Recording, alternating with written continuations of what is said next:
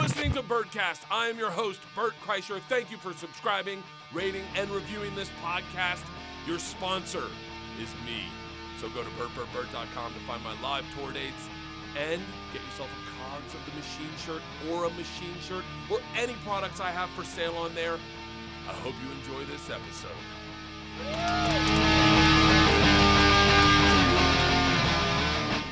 This sets automatic levels. All right, Huicho, talking your mic. Hello. Cowhead? Hi. All right, I think we're going to record then. All right. You sound like a professional. That's why I brought Cowhead here. I know nothing. I so badly wanted to do, I get real bit friendly, like in my head. Like, yeah. When you go into a radio station, they do bits. You're like, oh, fuck. But then once you have a podcast, you're like, oh, I could do a bit. And then you're like, well, that's fucking pointless. But when you say bitch, what do you think? Like, I was going to do a bit where I brought you and Galvin in, and I was like, I'm bringing my friends, Mike, Galvin, and Huicho in, and I always thought Mike and Galvin would be good on radio. Because there'd be tons of people that never heard you. You discovered us? Yeah, and go like, what would an intro read sound like? And then have you do an intro read. Like if you're going to do an intro read. I don't know if I can, ladies and gentlemen. No, but you do your. So wait, I guess I should explain who everyone is. Cowhead is my buddy I've known for 10 years. Yeah.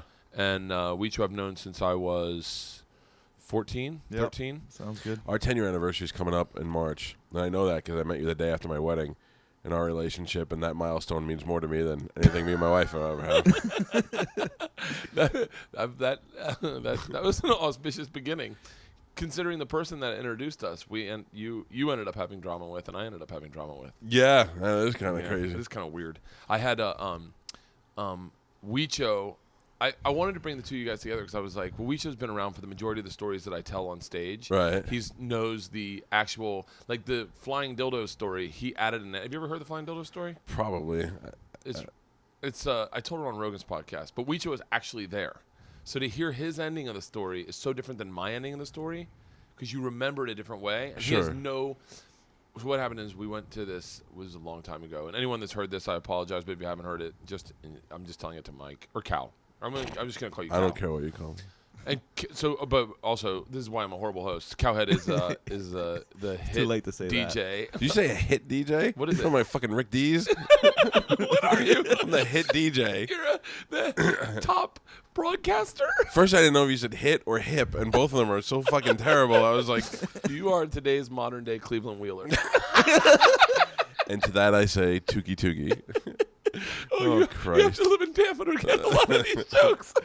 Cleveland? No, you don't. There's a Cleveland Wheeler in every state, every Nut Hut Morning Zoo bullshit show. But no one has that. What's the Tales from Tales from Taniqua. It was so racist.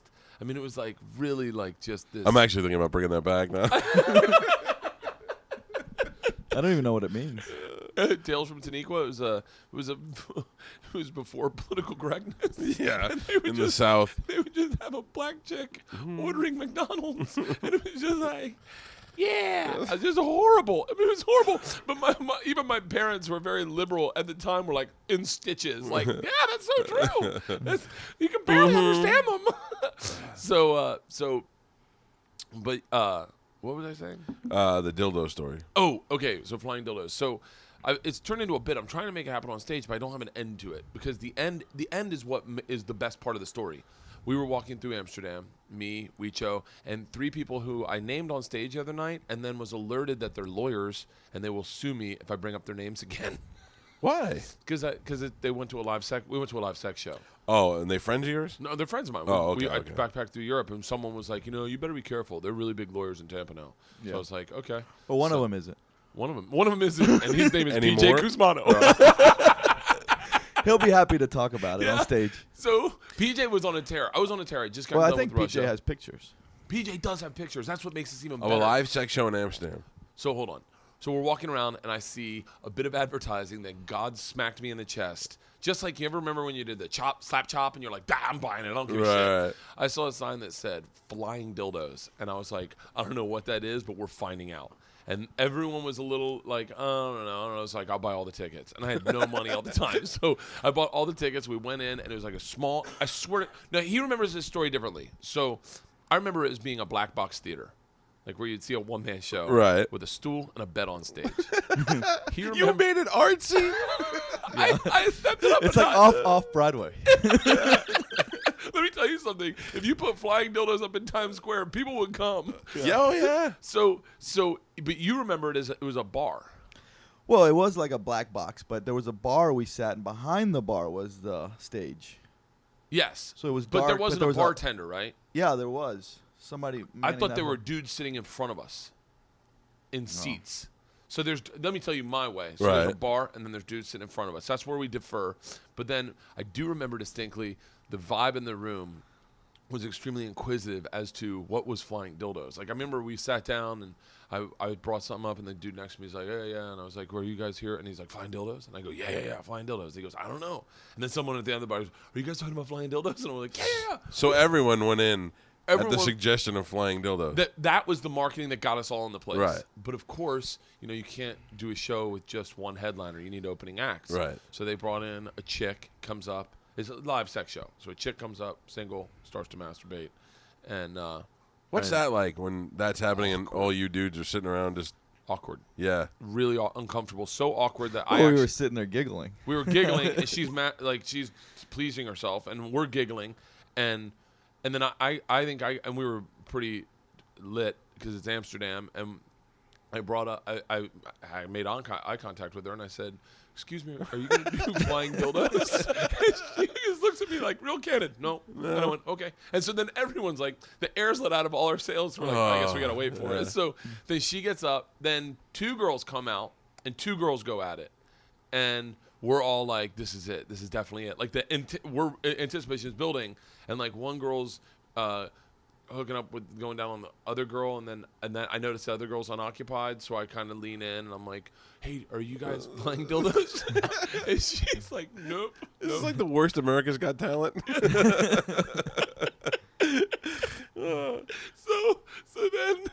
So then a guy and a girl come out, right? And we start heckling the dude because we're like, well, this isn't flying dildos. Your dick sucks. And he's What? just like, What did he do? Did he start banging the girls? he got No, but he pissed was off. having trouble getting it up. He was having a hard time Burst getting it I up. wonder why. distracted This guy's out there giggling the I'm whole like, time. your dick's a hack, and he can't get it up. So he gets pissed off and storms off the stage. And then the girl looks at us like, not cool. Okay? Right. But now this crowd has whipped into a frenzy. We're like, we want flying dildos. Flying dildos. You said your dick's a hack.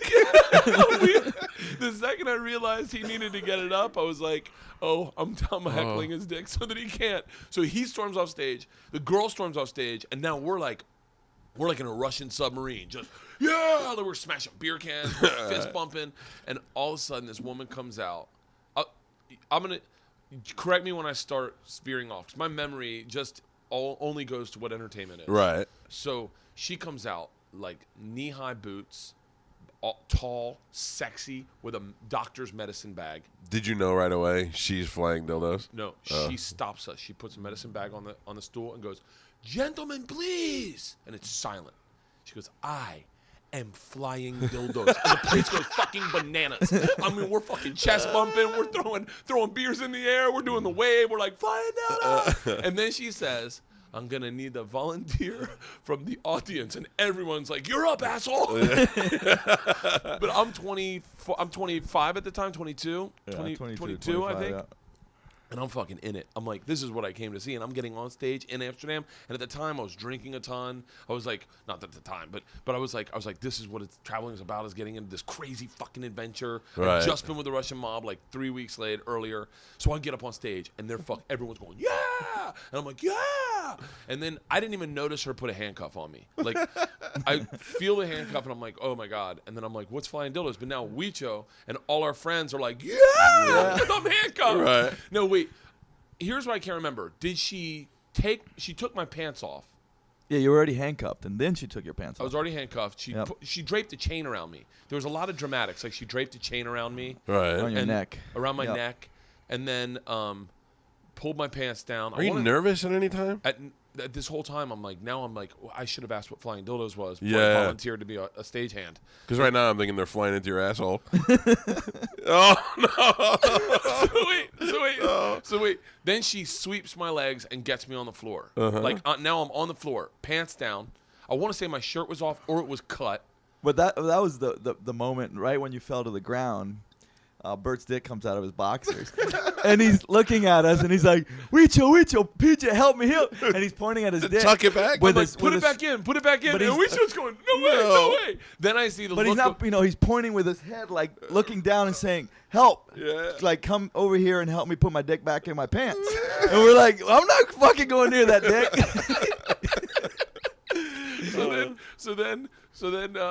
So then all of a sudden I'm going, guys, please, because everyone's taking pictures. I'm like, please. And then I see the look on their face like, no. And I'm like, what is it? And then she goes, gentlemen, are you ready? I look up. She's got a huge black dildo in her hand, and she's waving it around like Excalibur. And I'm like, where's that going? She stands over and tries to jam it in my mouth. Yep. And I remember all I was thinking was, I have fake teeth. Like she's gonna knock out my teeth. And I have to fly home to go get my teeth. And she gets in my, and then she stands over my face, like straddles 1 foot in front of my neck. I'm on the ground, 1 foot behind it, puts a dildo in my mouth, and goes, "All right, gentlemen, this is flying dildos. Come get your pictures." So everyone comes up and just like a fucking. Like they're taking pictures with the president of me with a dildo in my mouth and her straddling me, handcuffed with my dick out of my boxers. Wow, you'll never run for office. Tell me about it. She definitely whacked you in the head with the dildo a couple times. Yeah, she was hitting me in the head with the dildo. The dildo was part of it. Like So, do you have pictures of that? Somewhere there were pictures. PJ Kuzmano, I'll never forget. He took like 20 pictures. I mean, mind you, this is like 1995. This is when we had plastic cameras. Disposable. Disposable cameras. And he was taking pictures, and I remember thinking, I remember like the weird thing is like in those moments when your head slows down and you go, I remember going, I wonder if this is considered cheating. Like I wonder if my girlfriend at the time, who was having sex with my best friend at the time, I'm sure she would have been cool with it. Do you know? Okay, so when you say live sex club, I went to a place called The Vault in Manhattan. Have you ever heard about that? No. Bring Trip Flip there, buddy. The Vault was like, we used to hear about it when I was in high school because I grew up in Staten Island and it's just still like 40 minutes outside the city. And in high school, not a lot of us drove. And anyway, so when we finally would get into the city, we'd all go, let's go to the Vault, let's go to the Vault. And then we'd chicken out at the last minute. So I went up there in probably 1995 to the Billboard Radio Convention in New York. And it's all radio stations and artists. It's a big ass kiss fest. And remember Dr. Judy? She had Love Phones. It was before Love Line. No. It was probably on in Tampa. That Dr. Judy was like Dr. Drew, and she did it with radio guys, and it was kind of a lesser product to what is now Loveline or was Loveline. So Loveline's a lesser product than what was Loveline. Sure, but anyway, so Dr. Judy, her whole thing is she's a sex doctor and blah, blah. So she says at dinner at the Billboard thing, "Have you guys ever been to the Vault?" And I'm like, holy shit. I mean, that's legendary. Yeah. So now she's like, after this, we'll go to the Vault. And now I'm going with a sex doctor. This is unbelievable. And we go there, and you have to turn in all your cameras and all your stuff at the thing. It's like $50. I think it's like $100 a guy and $50 if you're with a girl. And Dr. Judy just gets us all in because I guess she's a... So I'm so excited to be there and that there's just going to be people fucking everywhere, and there's going to be girls, and they'll just take a guy and blow him. It had some of the most disturbing things I've ever seen in my life. At one point, there was a guy who had to be about 75 and probably weighed about 110 pounds, dressed up like a little girl in pigtails with makeup on, and he was bent over while another guy was jamming a dildo in his ass. Then every Asian girl that came on to you, thank God somebody there told us they all had dicks. And then, and then they bring out one hot black girl, and every guy starts migrating towards her, and they put her in a cage, and she gets up, and she starts playing with herself fiercely, and all the guys gather around the cage, and most of them are like business guys in Wall Street suits, and they're all excited. It's like a scene from the Boiler Room. They're all going crazy, and then she unloads and just explodes all over all of them. And I'm like, this is not working out for me. And then, but then the other problem like is a Nightmare Factory. What's worse is that every guy is walking around jerking off. and you're just like in a masturbatory minefield. You don't want to bump into anybody or anything. Oh my god! So then I'm like, how do I get out of here without looking like the pussy? So I go to the bathroom. I have to pee, and I have to just get away from the jerk off sessions. And I go pee, and I'm standing at the urinal, and they're old school, like first grade urinals, floor to the ceiling, you know. And all of a sudden I hear, and then not like a sexual thing, like somebody's hurt, and I see somebody on the floor, and I'm like, oh, somebody's ODing or stroking out. And I look over, and this dude's laying on the floor, and I'm like, are you okay? And he's like, And I go, and I finish peeing, and I take like a half step forward, and I go, are you okay? And he goes, pee on me. And I went, no. And I ran out. I was like, fuck the vault, man. I'm not going to Flying Dildos. I'm not going to any of these bullshit places. We went back and did an episode in Amsterdam for Showtime when I did the Showtime special. And like the hunger I had as a kid to experience that crazy shit, like, ooh, Flying Dildos, let's go in. Yeah. Well, we are shooting at a place called the Banana Club or the Banana Room, where and I was like, why is it called the Banana Room? And they were like, oh, you haven't seen the show? And I'm like, no. So now I'm 39 years old at the time, 38 years old, probably maybe 38 years old. I'm with a film crew, and we go in, we walk in, and it's very similar to what I would have remembered that other room to be like. Bar, stage up front. Girl comes in, and I see her pull out a banana naked, and then opens it with her junk. Opens a banana? Shoves it in. And then just starts cranking like, and then and it comes out unpeeled, and I go, ugh. I'm like, oh my god!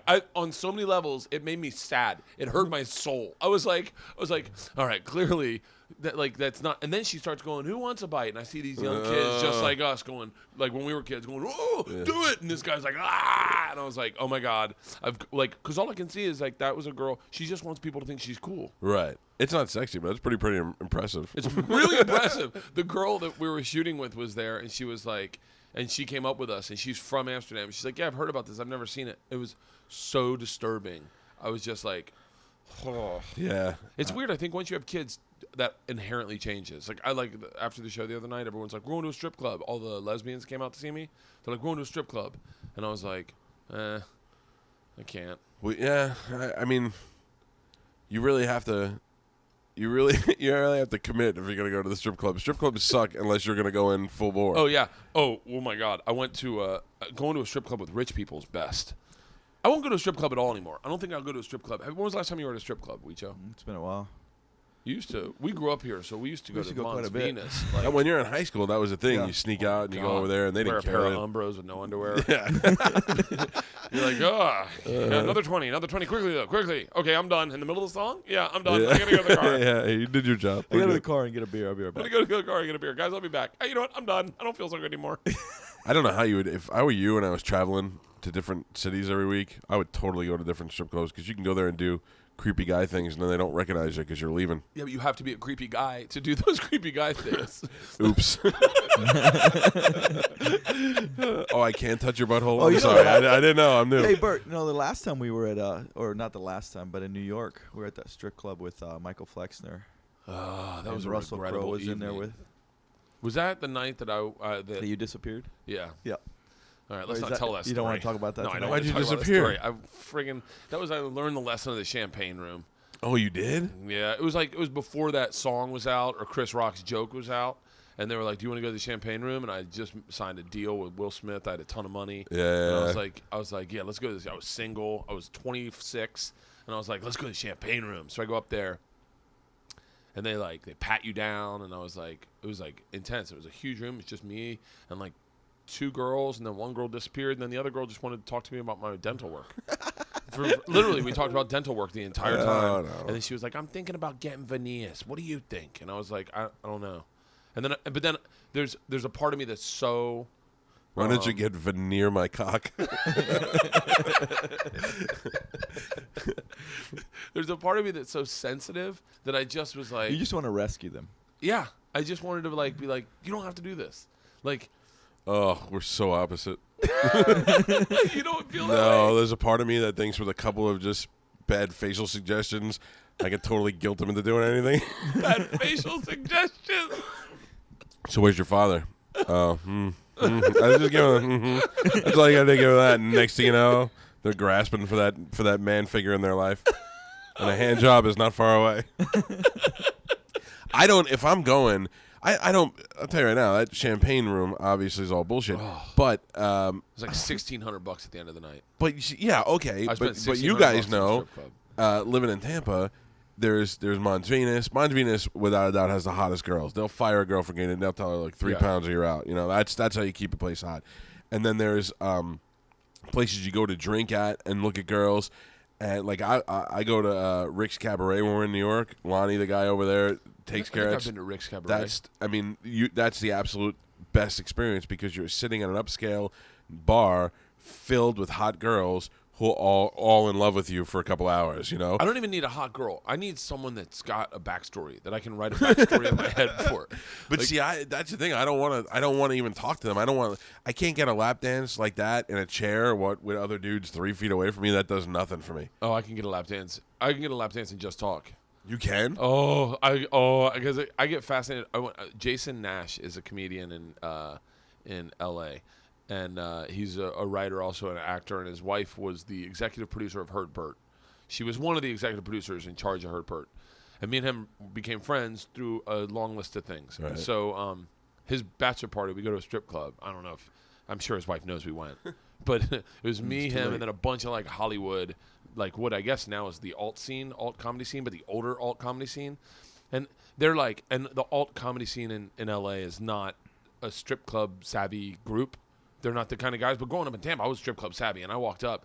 I knew first off, you don't go with the hottest chick. She doesn't work that hard. You take this hard 6 and make her earn it. Look for a couple of stretch marks. Know they got kids to feed. And man, I found a girl that had Cholita tattooed across her stomach, and I was like, "That's mine." And then I ended up talking to her about her tattoos the whole time. She had the those Mexican murder masks.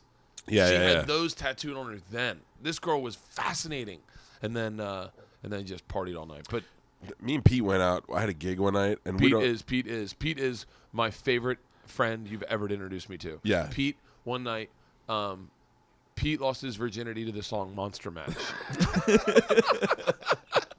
It's true. It just came on the radio. It was the mash. It was the monster mash. I lived with Pete for 6 years. I can make 8 movies out of those 6 years. Pete also introduced me to Warren Sapp and introduced you to Mike Tyson. Pete's the most fascinating guy in the world. I don't know. And Pete's not like a drug dealer or anything like that. I just don't like Pete and I have been best friends since the early 90s. And Pete has never had a job, and he has more money than I do. Yeah. I don't know what all of a sudden, Pete, I'm going to go to real estate school. He went to real estate school, and he nailed it. He finished it quick. He loved it, and he could sell ice to Eskimos, and then quit a week later because somebody had the nerve to call him on a Sunday because they wanted to see a house. And I go, that's when people look at fucking houses. They work during the week.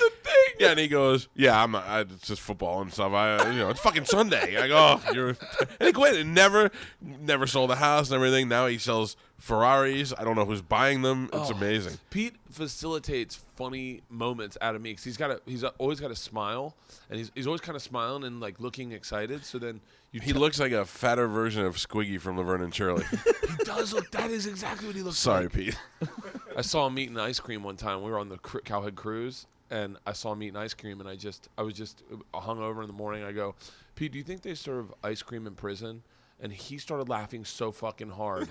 And he was like, "I don't think so. I think that would be a nightmare. Just a bunch of dudes just licking. This is going to be a long night." Yeah, he's amazing. He's everything that's weird that's happened to me in the last 20 years has been Pete's fault. Oh, fuck. I got to meet this guy. You'll get a kick. I want to introduce you guys. I want to mash up my because it's weird. I have 2 groups of friends in Tampa. I have Cowhead and Galvin and like that whole group that I actually see more than anybody. And then I have like guys like you and Langford and like old friends that sometimes like I see old friends like that come to the shows and I'm like, I go, well, what do we like about each other? Yeah. Like real old friends, and you're like, and they're just, I don't know. I know, like, you're a handful of friends that you really liked because I always hear about them and I know their names and stuff from here. And I also know when you come to town, it's probably the worst for you because you're making guest lists and you're wincing at some of the names of people that want to go. It's and then what's the worst is when you barely knew someone, or you barely knew someone, and you definitely don't know who they are, and then they come up and they start talking to you ad nauseum about your parents and about everything, and then you've been talking to them for 5 minutes and like, do you even remember who I am? I'm like, what the fuck's wrong with you? just know that I don't. Know that I haven't said your name, so I don't. Yeah. Like I don't ever do that. I do that. I forget who I ran into on a plane. The guy who did Ben Stein. That's the guy's name. The guy who was on Ben Stein's Money. I ran into Ben Stein, and I'd done Jimmy Kimmel with him, and he thought I was really funny, and he pulled me aside after, and I saw him on a plane, and he was looking at me like he recognized me, but he couldn't tell who I was, but I definitely know who he was. So I just got up and I walked over. I go, Mr. Stein, it's Bert Kreischer. We did Jimmy Kimmel together, and he goes, oh, very nice to see you again. But it's like, I would never go, hey, Ben, how you doing, man? Talk to him. What you been up to? Nice shoes. I like your look. Like, what the fuck? So, yeah, this weekend's been... It's been fine, actually.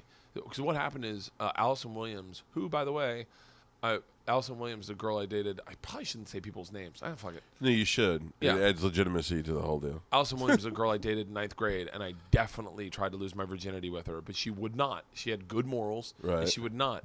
But I'm writing a book, and I'm writing a chapter about losing my virginity and the path that it took me to get there. And I spent like a Saturday writing about when I dated Allison Williams and like what we did, and then I saw her, and she just caught me off guard. Thursday night, I saw her, and I went, I've been writing about you. And she went, what about? And I was like, in 9th grade. And she was like, oh, my God. She goes, what? Because, we didn't talk. All we did was, like, make out, and I tried to feel her up. That's it. Like, there's no base to our relationship. And so she was like, great. I have 3 kids now. And I was like, yeah. Yeah, they're probably all going to listen to this podcast. But she was. The point is, she was good. But then I was like, oh man, I better the girl that I lost it to is gonna fucking hate this. So, What do you write about your wife in there? She reads it all. That's what I was gonna say. Are you beefing it up because you know she's gonna read it? I wrote a story about the time I dated the girl with cerebral palsy, and so dicks. We're just laughing at that. No, There's nothing funny. We're just laughing at the disease. It's a good story because Huicho was there. I told you this one, right? Huicho was there. Huicho was the one that realized she had cerebral palsy before. I think your old girlfriend. No, I didn't know. Yeah, Alex realized. Huicho and I had gone out with her and her friends like twice, and then one night we're out drinking. I met her on a plane, couldn't tell. We were sitting. Right. We went out drinking, and then we're all stumbling around, right? Yeah. Right? And then every night we just, all the thing is his girlfriend at the time came over to meet up with us at the Room. Or Barrow Street Ale House, maybe. The Room? I think it was the Room. Yeah. Came to meet us in the Room. It's kind of and dark. She was sober. She had been working. And she showed up, and we were walking back, and she's like, something's wrong with Bert's girl.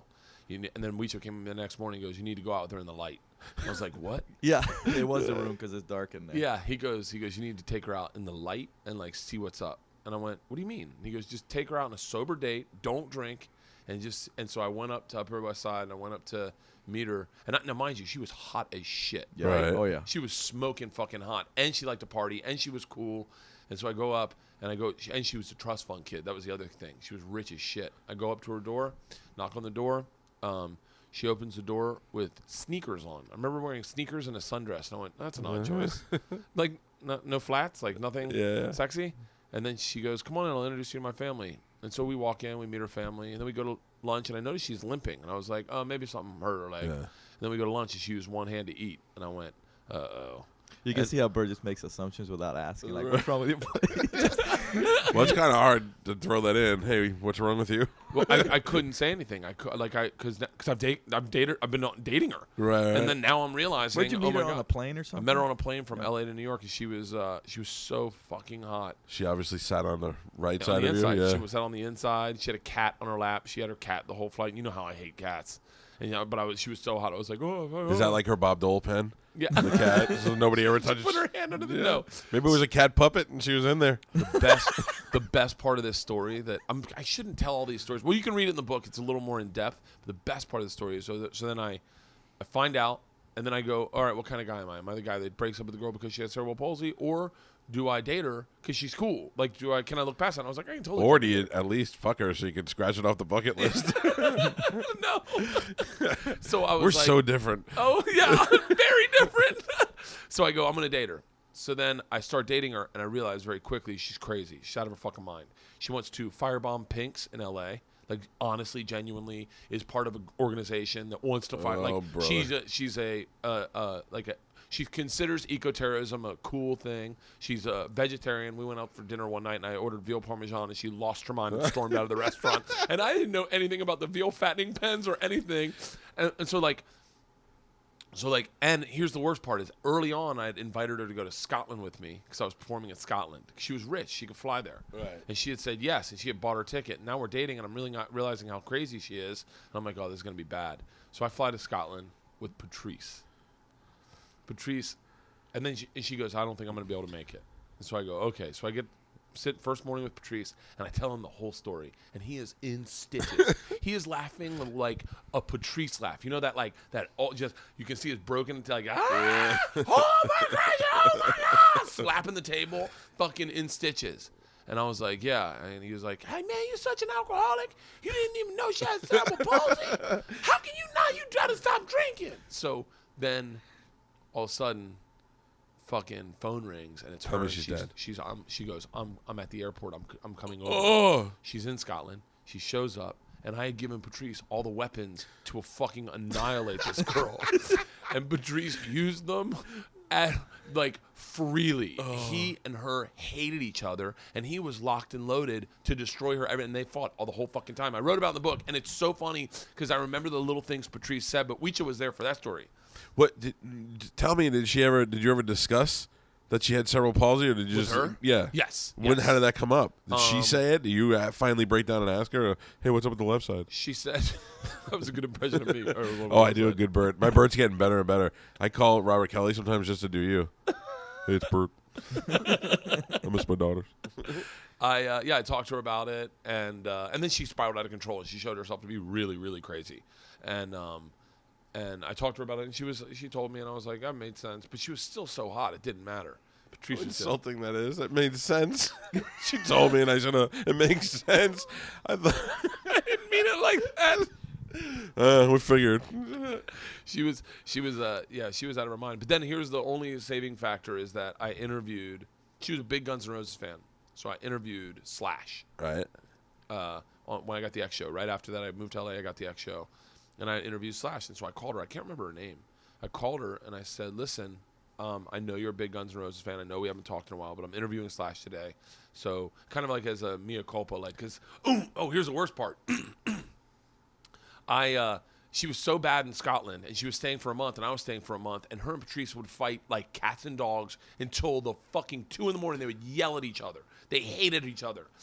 And I got a phone call from Hollywood about getting an X show, and I left. You just left her and Patrice? I left her with Patrice. And Patrice called me. He's like, man, you got to get this bitch out of here. That's great. So I felt bad.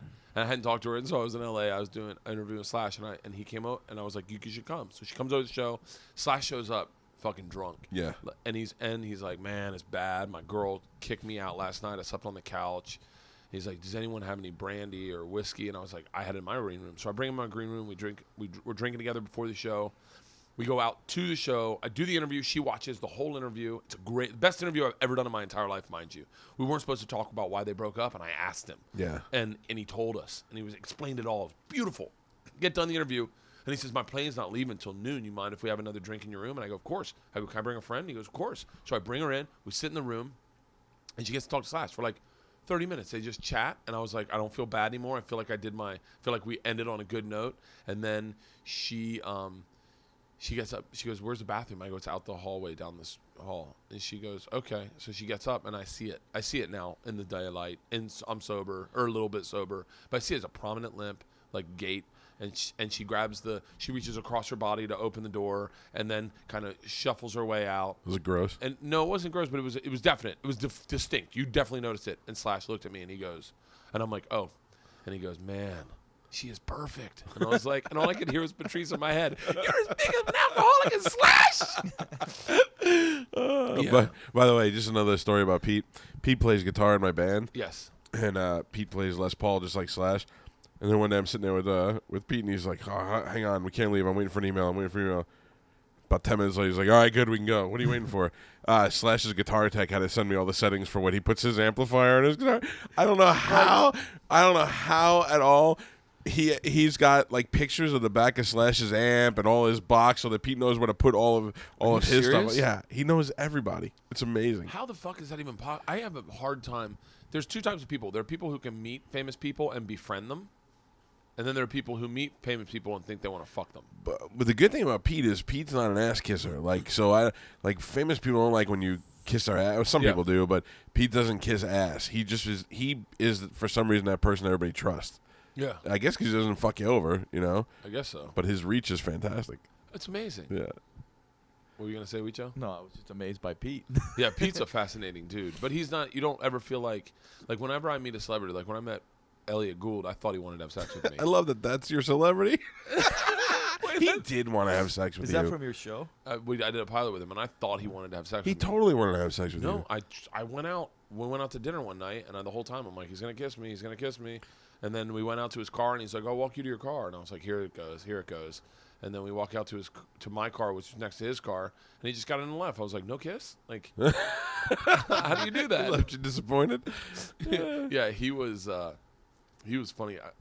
Maybe he's super closet about it, and he just wanted something to go home and jerk off He was to. married. When I first met him, we were doing a table read. Like I didn't realize he was cast as the dad in this pilot.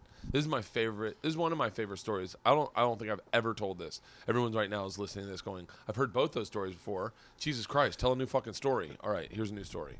When I first meet Elliot Gould, it's a table read for CBS. A table read is a room that has a table up front with all the cast of characters with their name on a placard.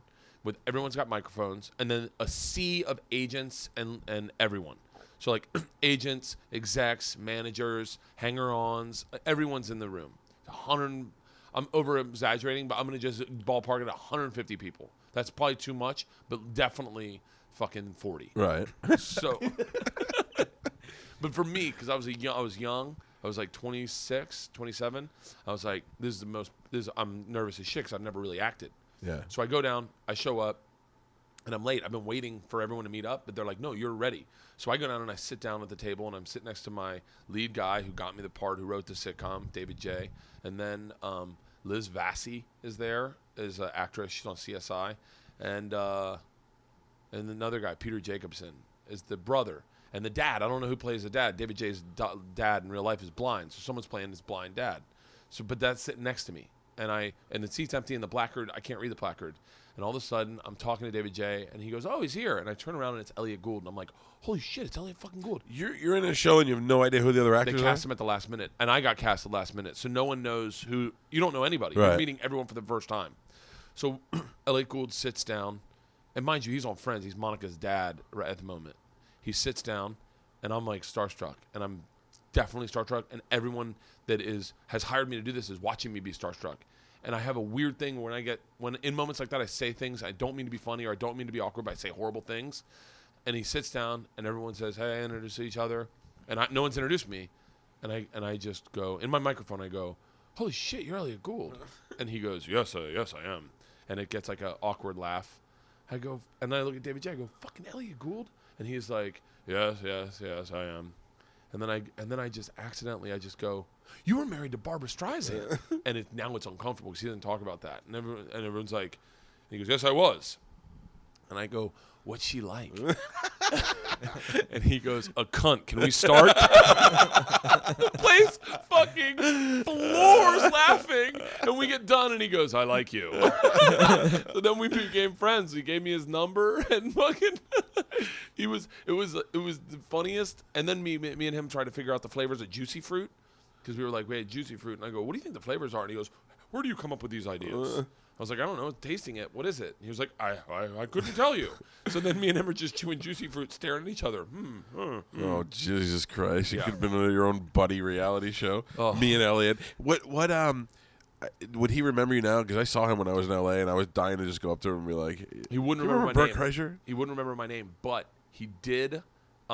He may remember my name. I was walking out of Baja Fresh with my family and my wife's dad and his girlfriend, and the Actors Guild is right next to that, the Screen Actors Guild, and Elliot was a president at the time, I think, and I was walking out, and he was walking in the parking lot, and he saw me, and he went, Bert, and I went, Elliot, and he goes, good to see you, and I went, good to see you. And he's like, oh, you have a beautiful family. And even my wife's dad was like, it's Elliot fucking Gould. he was. I think he's probably the most famous person I've met. No, Will Smith is. Will Smith is. Yeah, I think you're. I don't know. I think, it seems to me you consider somebody famous like if your dad would know who he is. Yes. Yeah, that's why you're there. Okay, that's totally Because I think I probably met more famous people, but my dad would never know who they are. Right. I met Juvenile and and Lil Wayne. Excuse me, but you opened for what was that rap group that you opened for? St. Here in Ybor? No. Bone Thugs and Harmony. Bone Thugs and Harmony. And Tracy Morgan showed up. Remember Tracy Morgan was there. That was crazy. Fucking I remember thinking like, oh, I've partied with him. One night I partied with him. I wonder if you remember me. And I went up and I was like, "What's up, Tracy?" And he's like, "Hey, man." Like totally didn't remember me at all. I was like, "Bert." And he was like, "Yeah, I know." Yeah. Same thing Mike Epps does when I see Mike Epps. 'Cause I party with Mike Epps a lot. Like I party with Mike Epps many a night. Yeah. Me and him. Partying. And like me, him, and my roommate Ty Rodriguez just staying out drinking. Like we talk to him a dickload. And every time I see him, he's always like. I was like, "Hey, Mike," and he's like, "Yeah," like doesn't remember me at all. Yeah. But I don't remember people either. If you can get a show that followed you, Mike Epps and Elliot Gould around, I'd watch that shit. Fuck, that would be great. I'd do that in a heartbeat. I met Juvenile and Lil Wayne when I was when I first moved to LA. They were staying in my hotel, and fucking how we like two young kids from Chopper City in New Orleans, and I see them, and I'm like, Juvie. And he was like, "Yeah."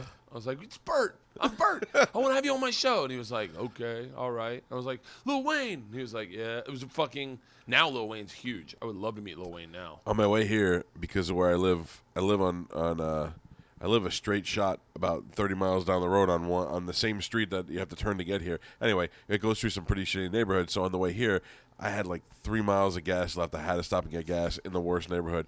And I get out there, and there's just a bunch of people just sitting outside the gas station, half homeless, half hookers, half looking for drugs. And they were all kind of like circling in the area, like wanting to either ask me for money or something. Yeah. For some reason, you'd think a guy my size, people would want to leave me the fuck alone, but everybody's always like, "Hey, big man. Hey, big man." Yeah. I'm like, God damn it. But I thought if I can get a hooker to just come over here and be nice to me, I'm taking her here. I was going to bring her on the podcast. I almost interviewed a homeless kid the other night because he didn't look homeless at all. He seemed like he had his shit together. And then he was like, "Hey, you have any extra money?" And I was like, "Extra money." The way he worded that was like awkward. Right. Like, "Do you have any extra money?" "Oh, yeah, I got some extra ones. I know you have money. Do you have What's any extra crazy is money? I'm selling T-shirts, so I have 20s, and then I have like a handful of ones that not that I don't want, but Right. I'm like, It's I not just a wish. 20. Yeah, I wish I could make these into. It's 9, so you can't do anything with them. So I was like, "Oh, I actually do have extra money," but then I was like, "Fuck, maybe I'll interview him." And then I was like, "I'm sure that's gonna be." I tried pitching a show called one time. I've pitched some really bad shows. I pitched a show to Spike one time called "Can I Kidnap Your Kid?" where I go, I'm going to try to kidnap your kid. You can't do anything different. You just got to plan. Like, you got to tell your kid what not to do. And I'm going to do all the shit. Like, "Hey, I got some candy." And if I can kidnap your kid, that's when the game show starts. Right. Because now you got to try to negotiate the safe release of your child from me. So I'll be like, I leave a note. And I'm like, "I got him. I want $1 million. You got to try to secure $1 million. You got to do the drop good. You got to see if you screw up the ransom. And then if you can get your kid back safely, you get the ransom money." They passed. Yeah, I can't understand why they wouldn't accept that. Oh, fucking pitch some horrible shows. I pitched a show called Holla Back. Holla Back? Mm-hmm. So please tell me what that is. It was a camera in Venice Beach, and I just put it up there, and I go, all right, it's Holla Back. Start talking, and just all the crazy people going, "Yo, what's up?" And I was like, "That would be great." And they're like, "You're telling me you just want to fucking put a camera in just people that should not be on TV, put them on?" I was like, "That's fucking brilliant." Yeah. I can't wait to see that new Jersey Shore replacement show, the Virginia Hills or whatever it is. Like, they just did the opposite. They went to the dirty redneck part. Oh, I think that's going to be brilliant. Meth. Oh, man. Meth. Oh, I fucking love that. I could totally get into that. Yeah, that'll be better because you want to see them. You want to see, like, I watched that show with the Amish people, with the Amish kids. Did you see the new one, Amish Mafia? No. No. I saw the previews. Any good? Yeah, it looks great. Amish Mafia. I watched yesterday. Maybe you should do a show there. What, in Amish country? Know, yeah. Like stand up? No, like. Oh, trip flip? Yeah. Yeah, take some people to Amish country. Guys, we're going to not drink. Take some Amish people out. No, yeah, take the Amish Where were you guys out. going? To the other? Springer. Yeah, you guys were going to the other side of Pennsylvania? Well, come with me. We're going to Cancun. And just get them, spray tan them, put them in bikinis. Bert, I don't know what to do. That's my horrible. I like that show, Living Amish. Yeah. Remember that one? Yeah. Yep. Was that the one I'm thinking of? Yeah, where they Took them to L.A.? Yeah, they let them get out for a little while. Whatever happened to that? Why didn't that keep They going? still have. They have one. I saw them in New York. I don't know. Maybe they did another season. Really? And they give them an opportunity to leave or go back. Interesting. Let's see how long we've done. God, 44 minutes. That would seem seamless. All right. Do you edit this, or will that now be on the podcast? Yeah, it'll be on the podcast. Can I point out this is the dirtiest hotel room I've ever seen in my life? Yeah, you can point that out. You do not. What do you unpack everything immediately? Yeah, Why? because I don't want it in my suitcase. I want to be able to get to it. But I mean, like, okay, just look around the room. There's like bathroom stuff. You should at least unload in the bathroom. This is what made me start doing Don't What waste Will the your Maid energy, Think? Cal. What's that? Don't waste your energy. No, I don't. I just don't. Like, I couldn't sleep in this room. This is pretty clean. Clean? I actually cleaned it up before you guys came. I went to Pittsburgh once to stay with him at a show, and we walked into a war zone. Yeah. But you had an idea. It was like, well, if I do this, and the maid won't want. That's why I started doing What Will the Maid Think, is because I was like, because if you look in this room, she would have no fucking clue. Like, there's little Jack Daniels bottles. There's an Australian 20 right there. Yeah, I don't know. Like, there's like no ransom notes written down. There's it says inebriation written there. Like, it just looks confusing. And then I was like, one day I was checking out, and I was like, I had cleaned up, and I was like, she definitely. If she has any insight, she's going to know exactly what I'd done in this room. So I tried to throw her off my trail by making things. Most in the people room. would call the front desk, "Says, please don't clean my room." Yeah. He's or trying just to put a do do this not whole disturb scene, thing. So The new one I want to do, I came up with a really good one that I'm going to do. I might do in here. Because it works perfectly, but it's going to be a two-parter. Does that make sense? Yeah. I mean, I you're don't going to want be to two different explain it rooms. to you, so I don't want to explain it to you because I don't want to like ruin it for people when they see it, and then it's not as good as they thought it was going to be. How about I pull up here and I'm like, what room? And you're like, there's a key at the front desk. So the entire time that I'm using the key to come up here, then I knock on the door and you're like, come in. And I go, I expected to see something like flying dildos when I walk open the door. I don't know what you were doing, who was here. No, this is actually pretty clean, and I haven't actually drank that much this weekend. Proud of you. It's my new health regime. This is the first time you've come to Tampa that I haven't seen any of the shows. Really? Yeah. Yeah. In 10 years. I've actually been writing a lot on stage. But then last night, someone yelled. Everyone's calling out for like the machine or whatever story they want to hear, and then That's so fucking dumb to me. to call out for a Yeah, like story if you wanna hear. know the fucking story, why do you have to hear it again? I don't know. I don't Or know. it's worse with a joke. Obviously a song. You want to see a guy. I think what happens is I can only speculate, but I think what happens is people want their friends to hear the story they brought them to hear. So Yeah. like I think people go, you got to see this guy, and they're bringing a group of three, and they're like, he's gonna. You've got to tell. I gotta be honest with you. I hate to use Dane as a reference, but like I only because everyone now is oversaturated the fact that people don't like Dane, but I actually still like Dane, and I always like Dane, and I would bring people to go see Dane do stand up. And I would be upset if he didn't do a joke I wanted, because I wanted them to hear the joke that I liked. Does that make sense? Yes, totally. But at the same time, they're pushing. Like I saw Eddie Vedder the other night in a solo show. Yeah. The machine has become your Jeremy. You're sick of fucking doing it. He was playing. I mean, he's singing his heart out, playing one of those faggoty Into the Wild songs that he wrote. You know what he loves. Yeah.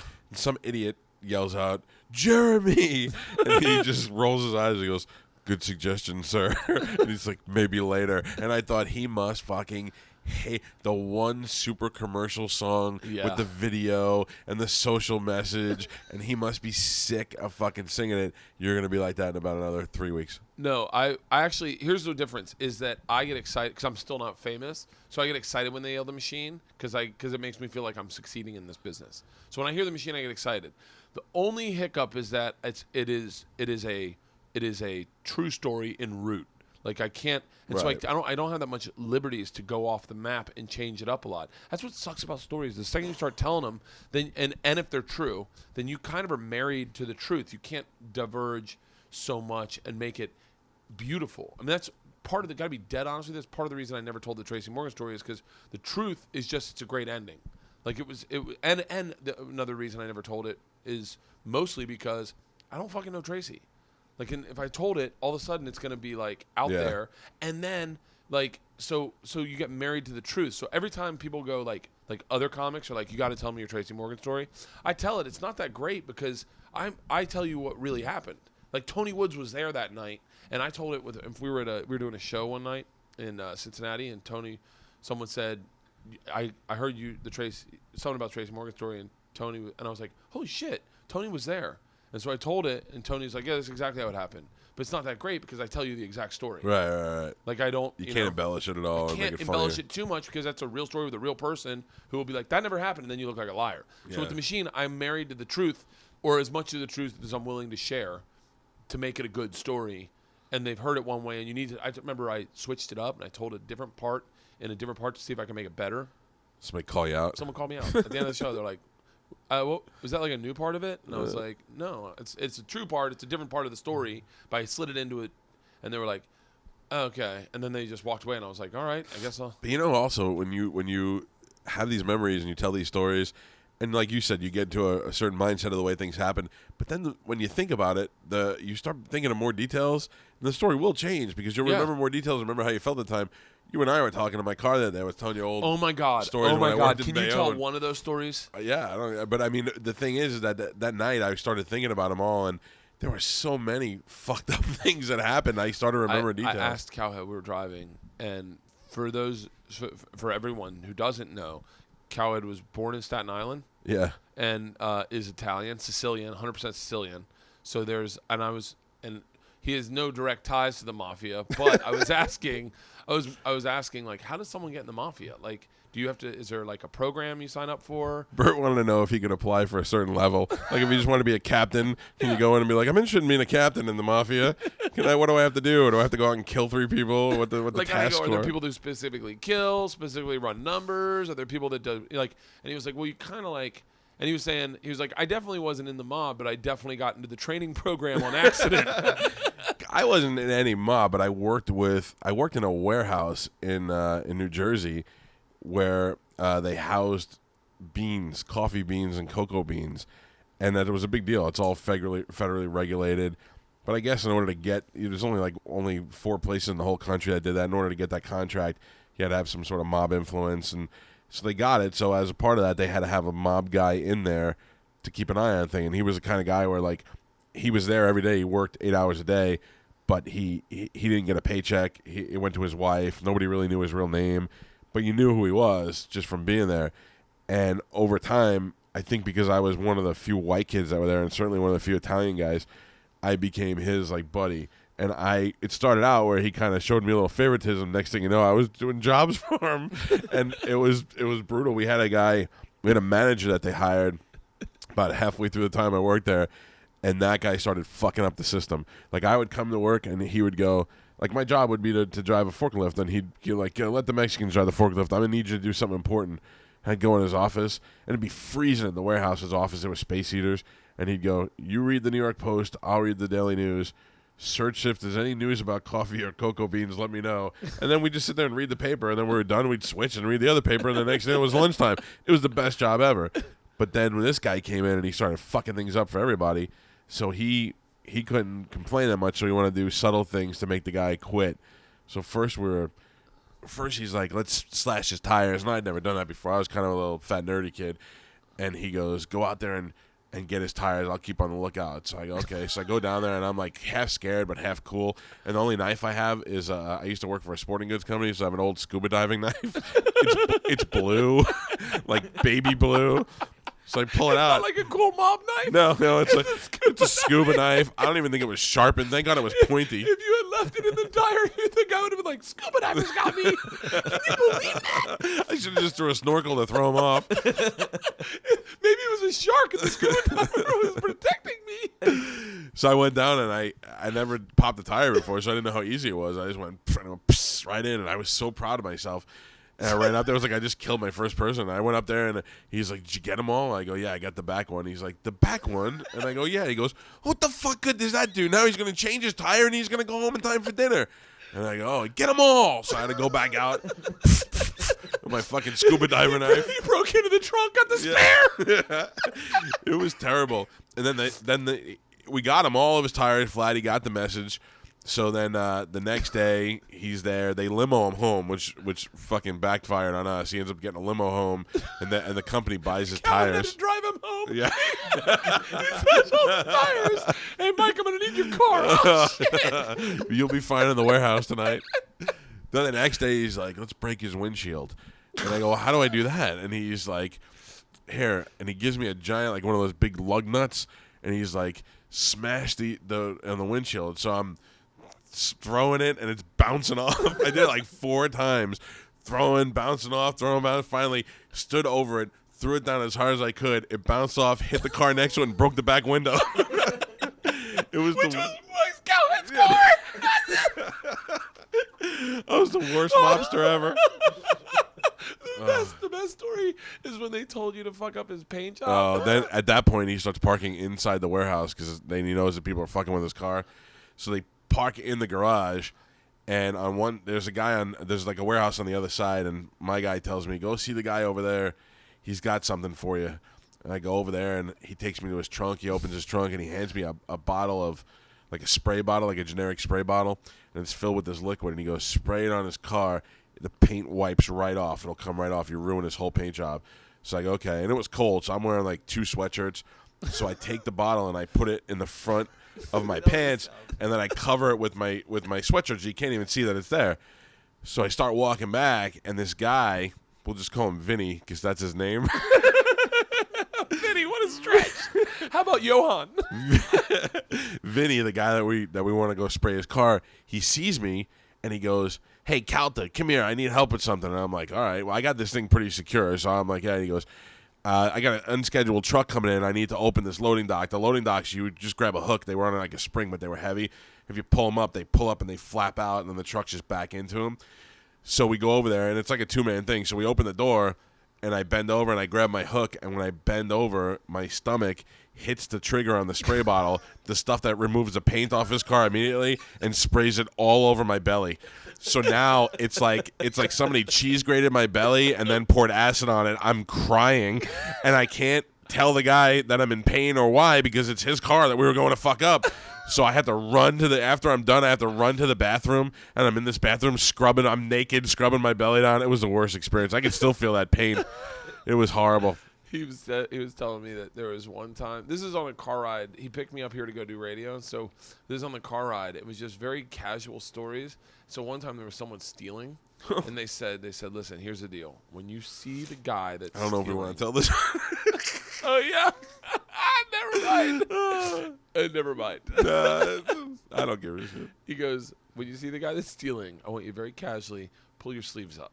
So he goes, okay. So he sees the guy stealing, and you know what he was stealing? It was fucking rice. It was rice. It wasn't even like anything good. It was rice that he wanted, an extra pallet of rice. Because I'd load like 10 on.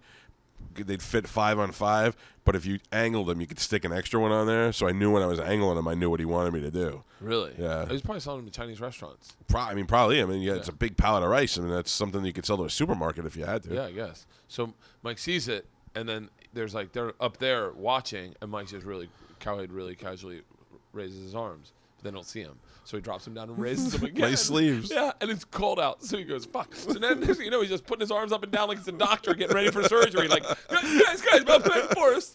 So then they grab the guys. And Cowhead's like, what are they going to, what's going to happen? They grab the 2 guys, and then they bring them, I guess, to a room. And I get paged, and I go in the office, and they're like, you need to go. They need you upstairs. I'm like, we have a fucking upstairs? I didn't even know there was an upstairs. Next thing you know, I'm climbing this ladder that used to be where stairs were. It was brutal. They bring them in, and the 2 dudes are sequestered. Yeah. Sequestered in a mafia type way, and all of a sudden he freezes like, holy shit, they're gonna make me like. I'm 22, and I just walked in a room where 2 Mexicans are duct taped.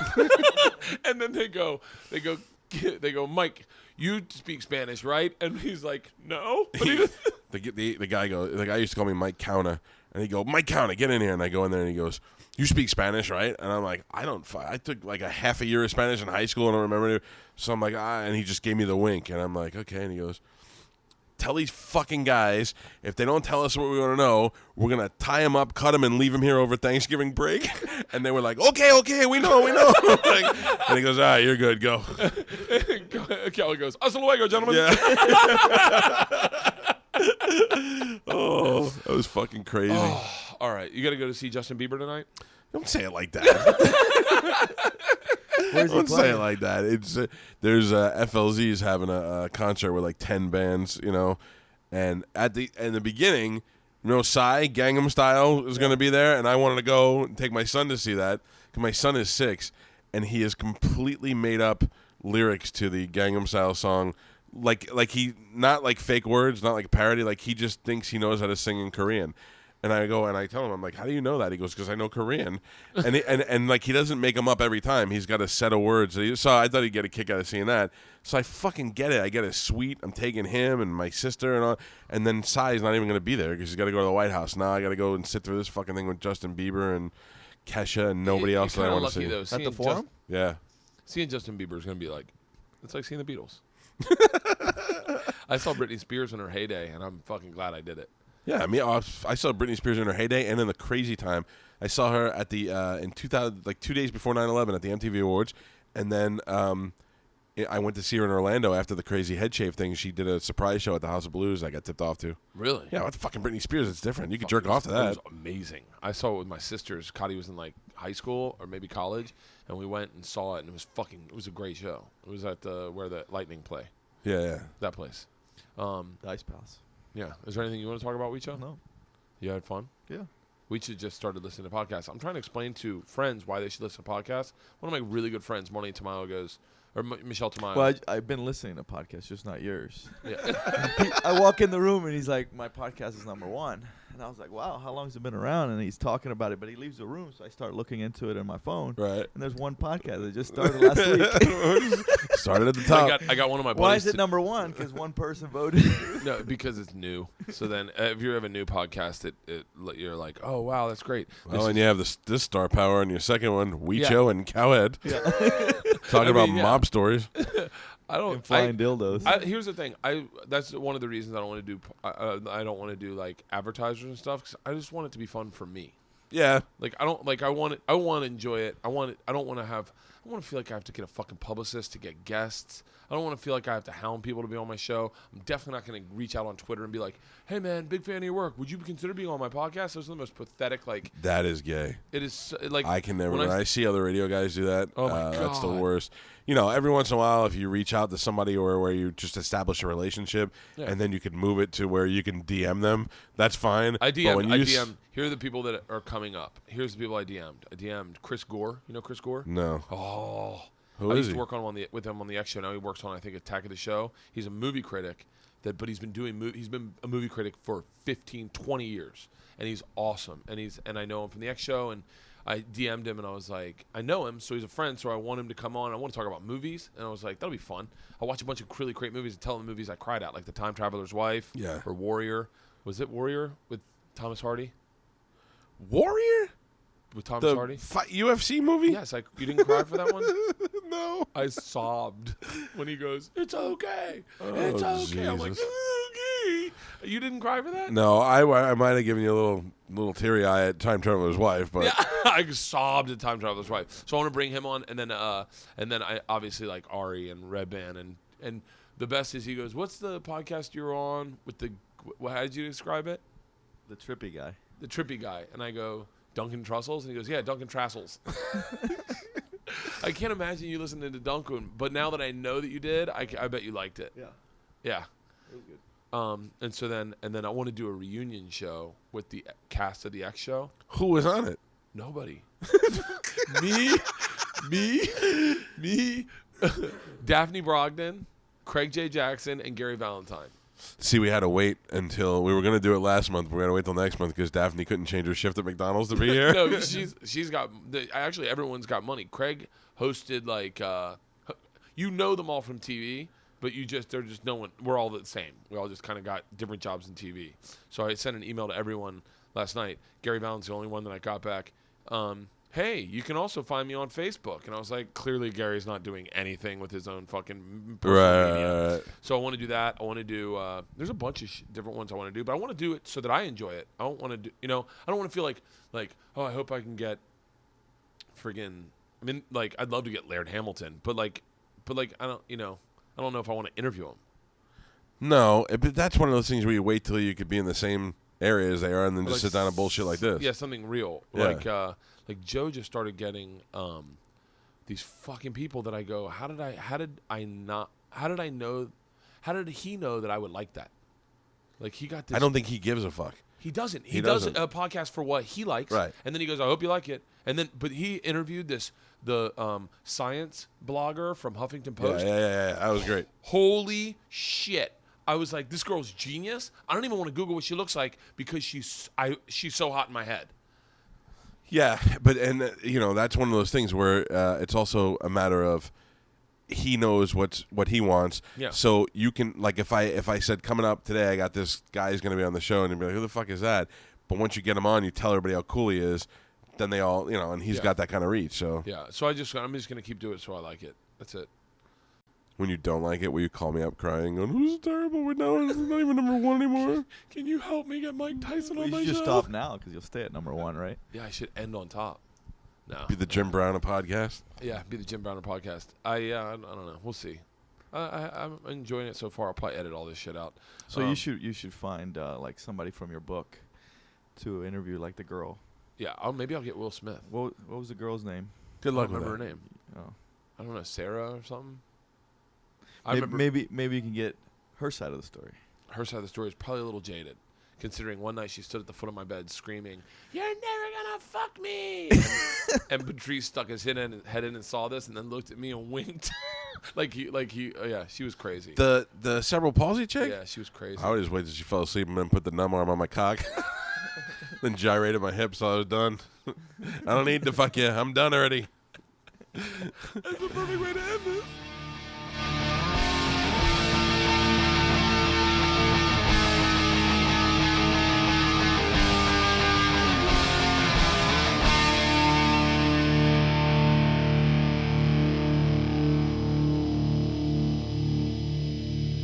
This episode was brought to you by The Machine.